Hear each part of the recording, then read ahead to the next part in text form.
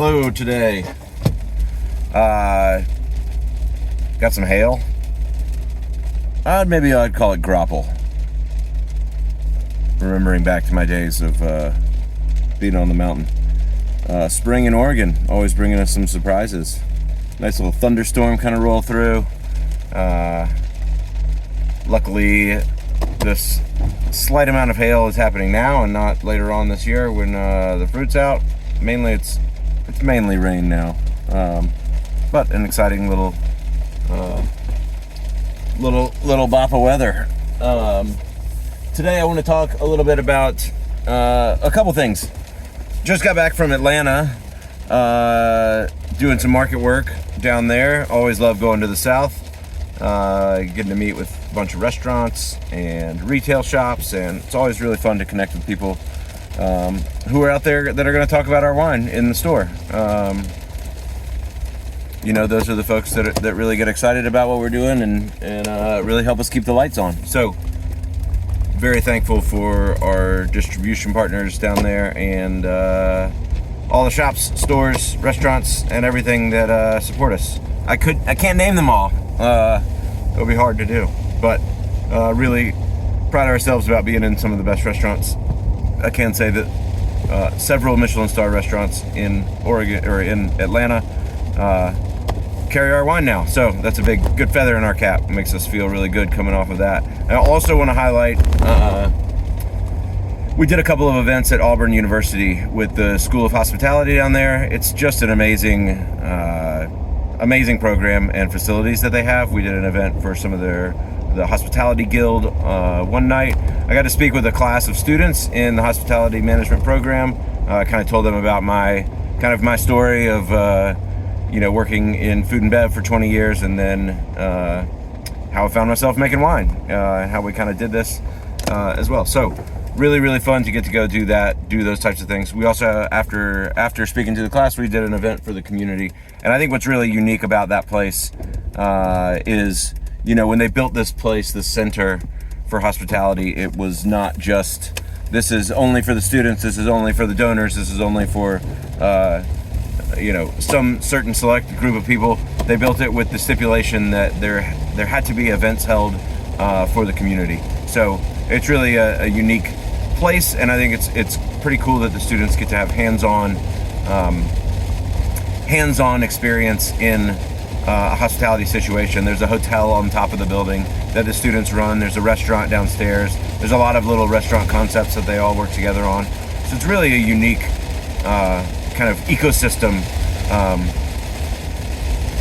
that they've developed down there. I think when you think about hospitality is not just one thing. It's many things that all come together to make an incredible experience for the guest. So thinking about how De La Boue fits into that, it's not just making wine. It is, we make wine, and then that's just a greater piece of hospitality. I think the way that all these things fit in is really unique, and I'm deeply passionate about it, coming from the restaurant background, and knowing that you want to have a bunch of different things in your quiver to be able to provide incredible service for people. So really inspiring to see them do it, and it made me really want to go back to school, which I never thought I'd say. If I was going to go back to school, it'd probably be there.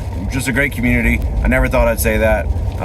Auburn, thank you for having us. It was really amazing, and I'm excited to get to come back, hopefully in the future. Okay, so what do we want to talk about today?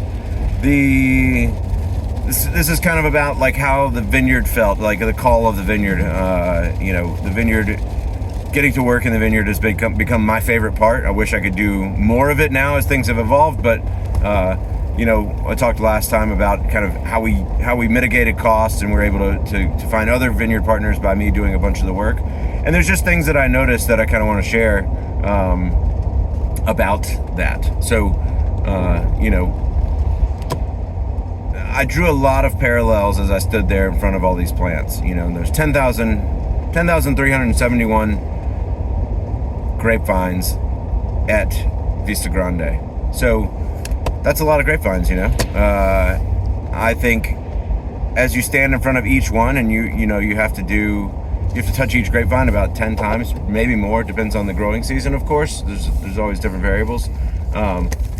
But there's just a lot of things that I had a lot of time to think while I was there, which is probably why I'm so long-winded, spending a bunch of time by myself taking care of grapes.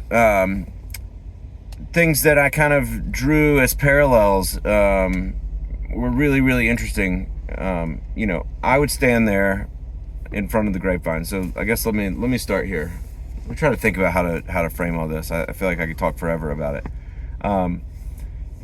Let's just begin with pruning. In pruning, when pruning time happens, you're going through and you're pruning each grapevine. You're taking away all of the old growth and preparing it for the next year.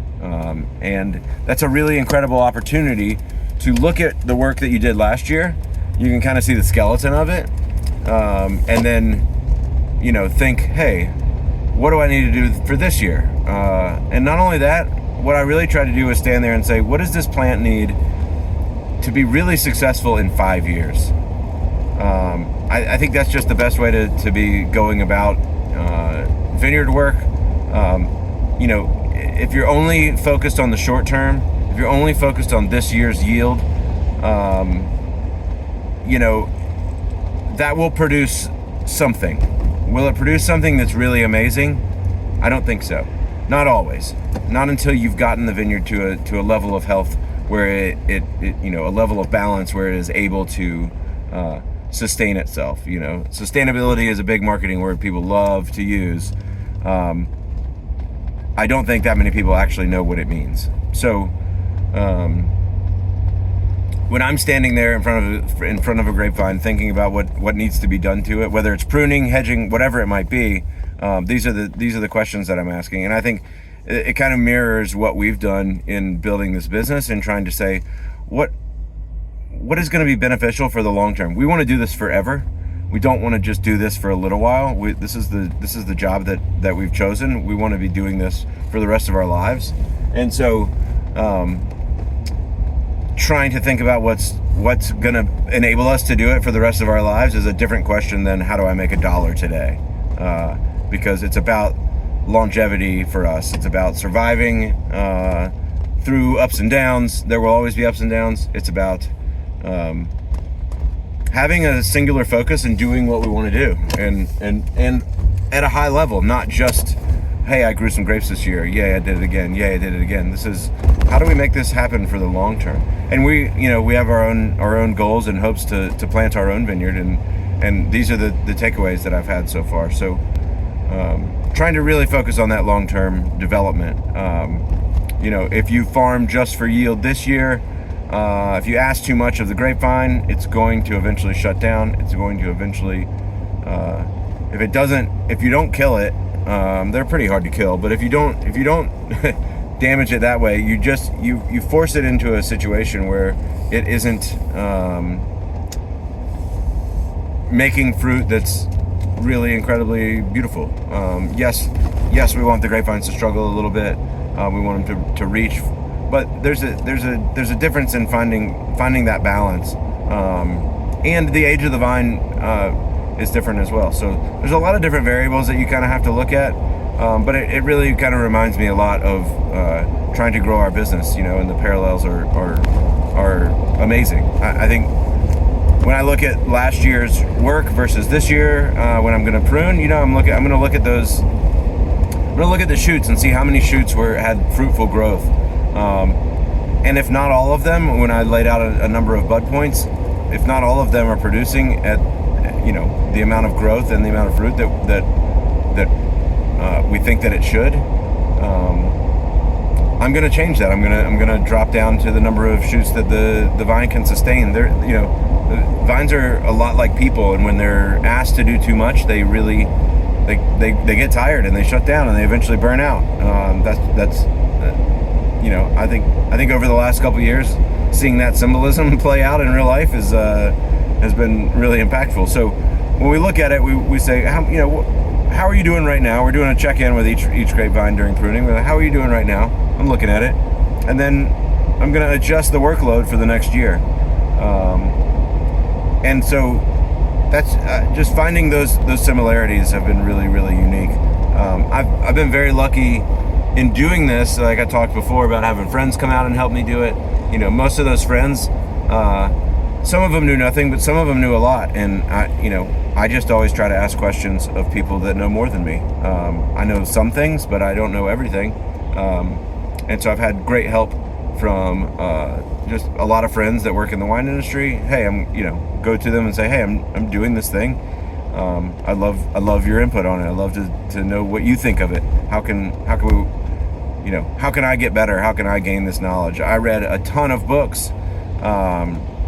Was really lucky in 2021 to get to start working with Temperance Hill Fruit and get to, I started asking Di Crisp a bunch of questions. He's the vineyard manager there, and it's just a wealth of knowledge. In fact, he had written several articles and books that were in, or chapters in books that I was reading, Oregon Guide to Grape Growing, just lots of different things. And I really just tried to dive in. There's another book called Changes to be Made to Vine Pruning that Robert Walters translated to English from René Lafon. It was written over 100 years ago.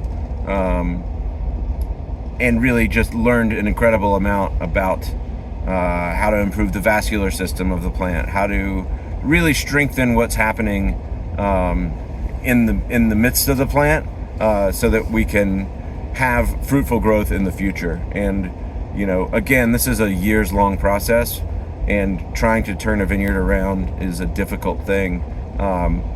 When I started farming Vista Grande, the prior years we had only gotten about a ton out of a ton per acre, and maybe a little bit less in some areas. And so when I started farming it, I just tried to refocus, shift that mindset, shift that growth. And we went through, a couple of years where the yields were not incredible, but we're now getting about 2.25 tons, 2 and 3/4 in some areas, which is a sustainable amount, as long as the plant is in balance. So really what I tried to do was I tried to cut back a lot of stuff.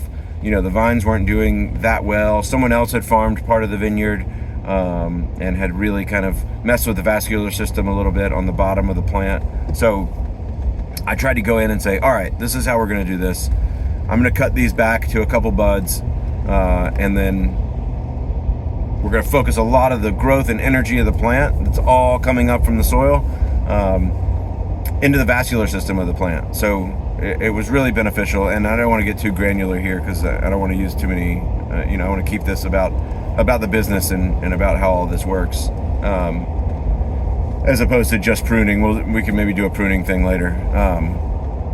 But I made some decisions that were focused around growing the strength of the vascular system of the plant, so that in the future it's going to be strong enough to sustain more growth. Now, we don't want it to be too much growth, because a plant that's too vigorous is out of control, and then you spend all your time kind of like hedging back or trying to mitigate some of those things. So really trying to find that balance is what it's all about. And I find that with our business as well, trying to find that balance of, last year I spent half of my time on the road, supporting this thing, meeting a lot of people, which is important. It's really good, but that's a lot of work. It's more tiring than vineyard work, I think. But trying to do all those things, it's like, okay, how can we try to figure out how to spin all of these tops and then go check on them from time to time and make sure that they're working for us. So that's been a big kind of inspiration to me, is like looking at the grapevines, looking at our business, seeing how these things can work together and how we can get things on stable footing, so that we're not just buried in one place, spending a lot of energy on parts of the business that are really draining.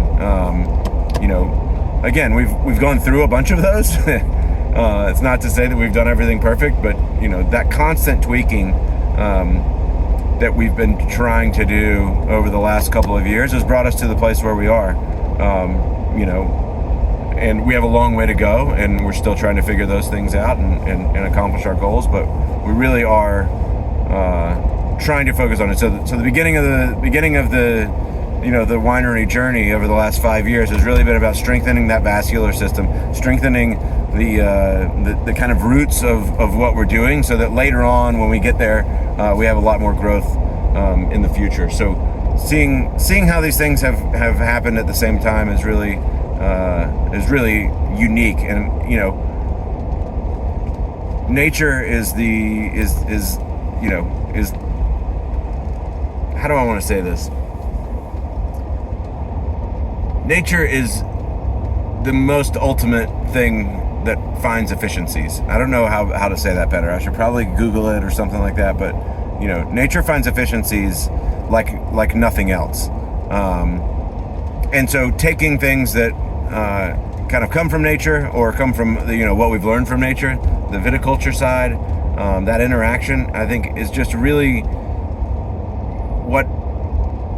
how we've tried to build our business. We've tried to build our business around things that do work, and let the flow kind of happen around us, and figure out how to be in it and one with it, instead of trying our hardest to like slam things down people's throats, trying to figure out how to say, for example, how can we get distribution to just work for us in a good way? How can we be of the best service to the people that are buying directly from us? How can all these things work together to make things efficient, but then also still be able to give us the time to make incredible wine, to grow incredible grapes? How do all those things work? I think that's been the real fun challenge of the last couple years. And it's ever evolving, and it'll change again, and I know that, but trying to anticipate and understand that and live in it, instead of just browbeating myself forever. I know that it's going to change. There's a time, maybe a year ago, where it was wild. We knew every single person that had bought, maybe a couple years ago, we knew every single person that had bought wine from us. We'd met every single person that had ever bought a bottle of De La Boue. And that was a really special time in our growth. Maybe some of you are people that we've met that are watching this right now, or if they didn't hear enough from me when I met them running my mouth, you can hear more now. So thanks for tuning in and buying our wine. But knowing that all these things just kind of continue to change and evolve is really unique. And I think for a business owner, you sometimes get bogged down with, oh my God, now I have to go to this. Now I have to put out this fire. Now I have to put out this fire. I think I always see memes and funny videos are like, business owner just taking another wave and another wave and another wave. And like, it makes me a little bit sad, to be honest, because yes, it can feel that way. But like, if you're standing in the ocean, like a wave is coming, you know that there's a given, and so like, how do you stand there and best prepare for the next wave, and also like understand and anticipate it? And sometimes it takes a long time to get to that point where you can see past the next wave and know that these things are coming. But that's been a really fun part of the entrepreneurial journey that we've been on. So again, another nature reference. I think we look around the physical world and see what's going on, and I really try to take inspiration from that, not just in the vineyard, at the beach. How do we do all these different things? How do we set our ecosystems up to benefit us, as opposed to trying to build something, in the midst of chaos? How do you do that? And I think taking cues from nature are better. When I lived at the beach in North Carolina, they always used to try, I remember they built a series of jetties on the Outer Banks, and the jetties were there to help prevent erosion. They were there to stop erosion. And what we ended up finding out is that it doesn't stop erosion. It actually exacerbates erosion and makes it happen faster on the down current side of the jetty. So by trying to put something rigid in the way, it's much easier to build systems and programs around things that allow that flow to happen instead of just trying to browbeat. I think we see it often in marketing, in lots of different things, that people will spend an inordinate amount of money to say that they're doing the thing that they should just be putting the money towards doing, and then it will inherently be good. That's something that has always driven me insane, especially in the wine world. You get all these buzzwords. You got everybody's trying to out biodynamic or out natural or out organic each other. Those are just different farming philosophies that need to line up with the property that you're managing. It can't just be,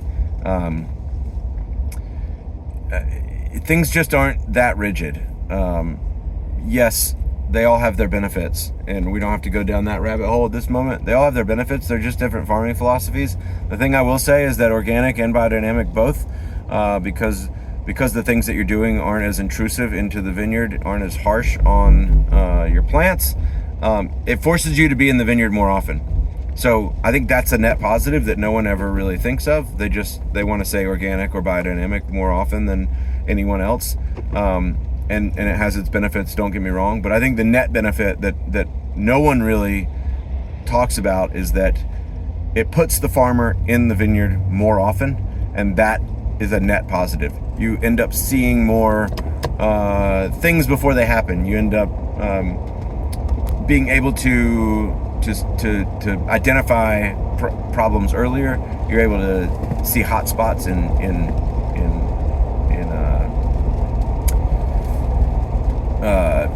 disease maintenance. I mean, it's really that's something that I think is very, very important. And on top of that, let's go one step further and maybe even hit on like what makes a vineyard great, what makes a vineyard really incredible.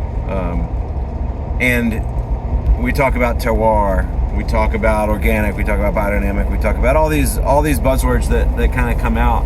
And I think the thing that really gets missed all the time is that the most important thing is who's growing the grapes, who's doing the farming, who's in charge of it, who's paying attention to what's going on. And so I'm here to say that I think people make a vineyard great.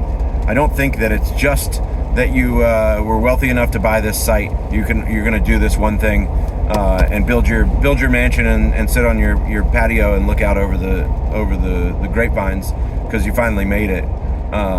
Because the vineyard's probably going to drain all the rest of your money if you do think that you've made it. If you don't know what you're doing and you're paying people to do every single thing, it's expensive. So people are what make a vineyard great, and people are part of the terroir. They're part of the ecosystem. They get to stand there in the midst of it, and again, like trying to browbeat a vineyard to do what you want it to do is like, it's just asinine. You kind of have to look at what it is, what you have, what's in front of you, and do the best thing for that site. And so that can mean different things to different people. But doing what's best for the grapevine, what's best for the site to get it to express itself through the fruit, is an art form. And the people that do it really well, we get rewarded later on when we have incredible wine. And I think that's a really unique thing that I don't see across many other industries. Grapevines would not grow they wouldn't grow where we plant them, first of all. Naturally, they wouldn't. And if they did somehow find their way there, they would probably just grow along the ground. They would be nasty. They would be covered in pests, diseases. The fruit would be on the ground. It wouldn't make wine that you wouldn't even want to eat those grapes. So where we interact with that is what's a really beautiful thing, and that makes us part of the terroir. It makes us part of the ecosystem, and I think that gets missed so often when people just want to say, I bought the best piece of land. Look how great my land is. It isn't about that. It can be great. It can be a great potential piece of land, but unless you're paying attention and farming it at a high level, you're not going to reach or attain that. So I just want to kind of harp on that for a couple minutes, because I do think that it's really important, and I think it gets missed all the time. When I think about clearly I love Temperance Hill, so let's talk about that. I just think that vineyard's amazing, and I think it's run by people who have been doing the work for 25 years. Finding vineyards where the same person has pruned the same vines over and over again is pretty rare, and it's very special. And also those, the folks there are they're farmers. They're farming. That's the main focus. This isn't a place where they make wine also, and they sell the excess fruit to whoever, because they don't need as much. This is a place that is dedicated to growing grapes, and at the highest level, which is why we're honored to be able to get to work with the fruit and be stewards of that fruit and try to carry it through to make something really beautiful in the glass for all of you. So anyway, I feel like I've been talking for a really long time, so why don't we hold off some more stuff for next week. Hope everybody has a great day.